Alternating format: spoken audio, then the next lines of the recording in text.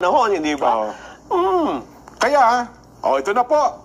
Kami po ni Nelson tumanggap po ng bilin bilang mga kaanib po sa Iglesia ni Cristo at sa atin hong mga kababayan. Dahil po dyan, mga kababayan at mga kapatid sa Iglesia, ang mga kapatid po sa Iglesia ay naghahanda, Nelson.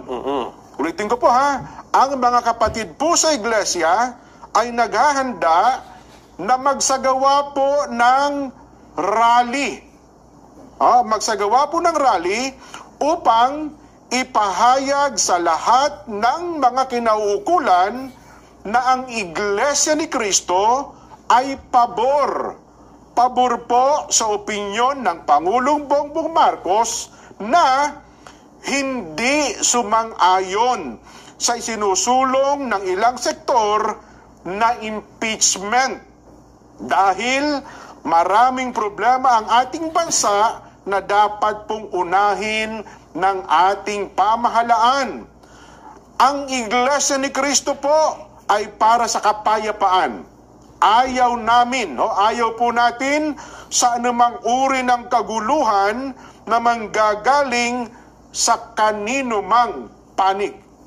Ngayon pa lamang po, mga kababayan, ay nag-uorganisa na po ang mga lokal sa buong iglesia para magkaroon ng mga malalaking pagtitipon.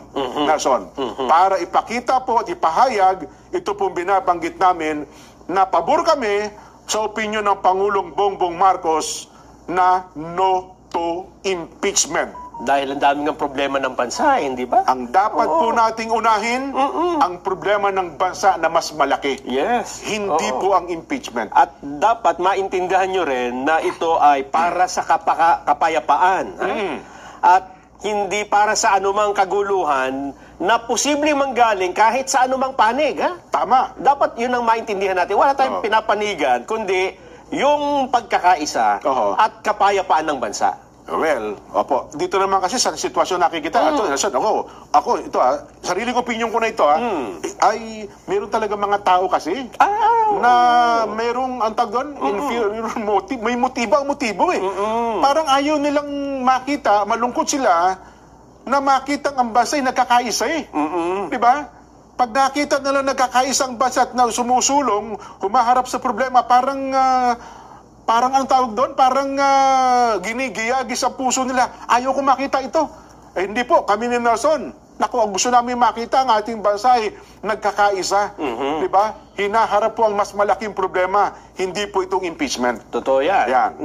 Para magkaroon na rin tayo ng pagkakataon na harapin talaga. Ano ang problema ng bansa natin? Hindi ba? Ayan.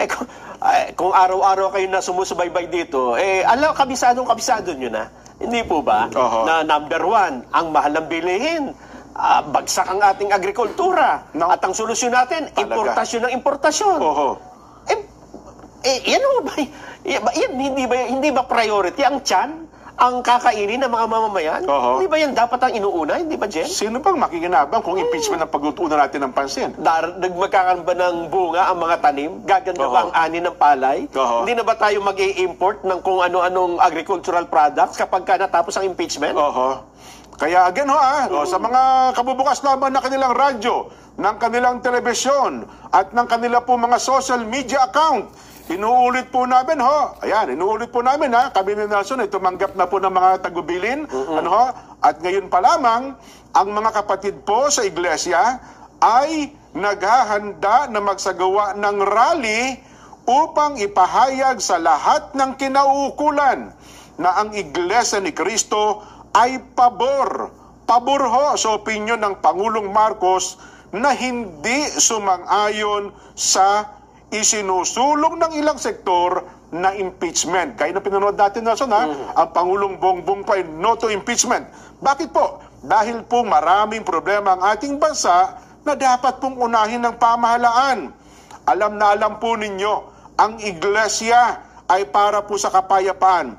Ayaw po natin ng anumang uri ng kaguluhan na manggagaling sa kanino mang panig. Sana po ay maliwanag at malinaw po sa lahat yan, Nelson.